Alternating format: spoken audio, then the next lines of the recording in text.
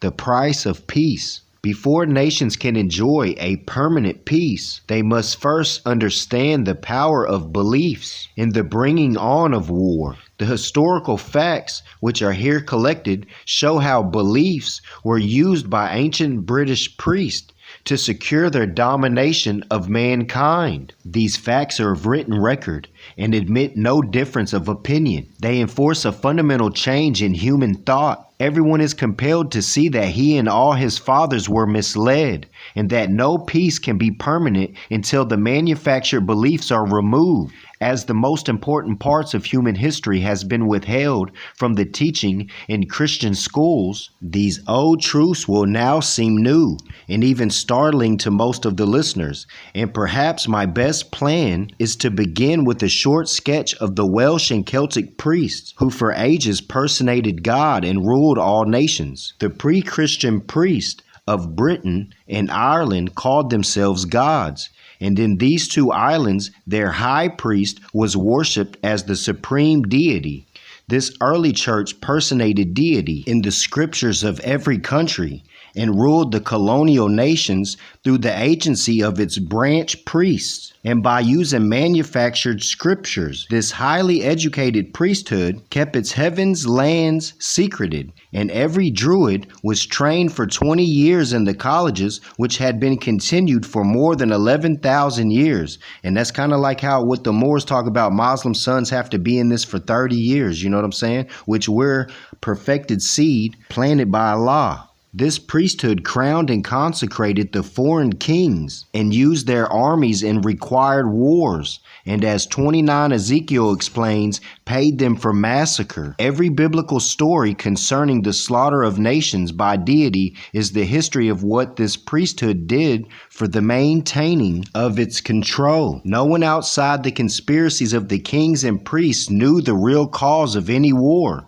No foreigner knew that the god priest who arrived from heaven had been trained in so-called magic and other arts for the gaining of mental mastery, the tools of the mind. You got to learn to defend yourself against your own lower self too. Now, these and many other truths must be known as historical certainties, not for the value of the facts themselves, but that you may know of the stupendous deceptions which were used to drive men into war or into anything. The principal deception was in regard to immorality that was to be enjoyed in the home of deity, England, or to be endured in the storied hell in Ireland. The Anon, which in the Welsh priestly stories names both Ireland and hell. Next in importance was the control of the financial heaven and hell, for the English judge of the dead called Aesus, or Asus, A-E-A-C-U-S, Asus, whose judgment seat was at the land's end, held the keys of heaven and hell for many thousand years before they were handed over to St. Peter. The Egyptian, Hindu, Greek, and American religions were built on this scheme, and they are talking about the falsehood that has attached to the truth. Because there's true meaning within all religions. They're all universal if you have the truth of them. But they're speaking of the falsehood, namely the gaining of heaven and the avoidance of hell. We spoke about that before. There's three people. They try to avoid hell and get heaven. That's a salesman. And those that are trying to avoid hell because of fear, they are a slave. But those who do the right thing because they love their creator, then that's the one that's going to be the true ones. The other is a salesman and a slave in fear, both of which were in the British Islands and were under the exclusive control of priests. And I just seen one where they have him on the rope and they're pulling up through the front ceiling tile like he's ascending to heaven. They got the tile removed in the ceiling, pulling them up through the tile in the ceiling. For example, nothing has been taught in Christian schools concerning the great Druid colleges, and every reader will now see that there must have been a reason for such concealment.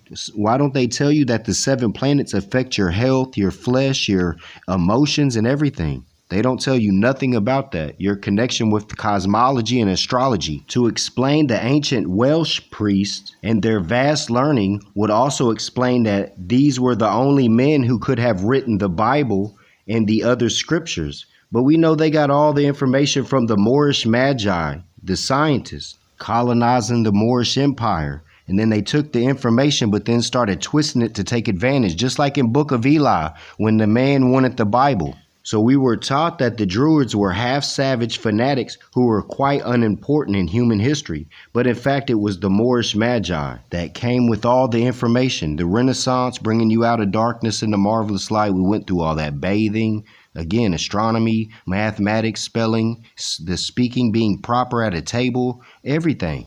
So it's kind of biased. This reading was kind of biased, but it was telling the truth about how they took advantage of you, usurping. So yes, the priesthood is dead. You know, the devil is a myth. He dandles on his knees both youth and age. The priesthood are good for what? Funeral chants and weddings and stuff like that. But this was the price of peace by Stinson Jarvis.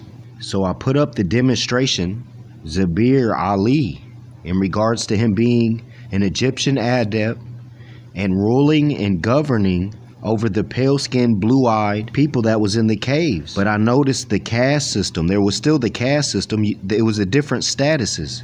You could be dressed wealthy in the temple, all the way down to the lowly state of being cut up and sold as mutton and beef. So yeah, I've had some time to have thought on this demonstration. But I'm not mad like, man, I can't believe your people did that to my people. You know what I'm saying? No, we need to stop that recycling. But I know that ebb and flow is needed. But man, all the way down to being cut up, brothers and sisters. But I feel like a lot of the stripped down so-called tribes that we see on National Geographic, a lot of that was our people, and they switched spots with them because eventually people was going to look and wonder who they was. We're locked in the Cornish Temple though. I looked at the analytics. There was 32 hours put in by people studying on the Cornish Temple this month, and I'm still happy with that. You know, 30 hours put in studying, that's good. Congratulations and honors to whoever put in those hours, because I put the hours in. We put out good information here, and I stick to the documents. And then even after all that, I have to weigh it up to Noble Drew Ali, and if it don't weigh up, then that goes on the floor. It goes in the garbage. Noble Drew Ali is up front. Divine honors the Prophet Noble Drew Ali. Indeed, because all this wouldn't be possible. Any of this information wouldn't be possible because all of it came from specific keys from Drew Ali that he put out to the universe, to the nations of the world. He's a universal prophet. Again, divine honors the Prophet Noble Drew Ali. And this man was an Ali as well, possibly his bloodline, sitting the same way as Noble Drew Ali. So Noble Drew Ali was trying to bring peace to all nations, the uniting of Asia. Learn to love instead of hate.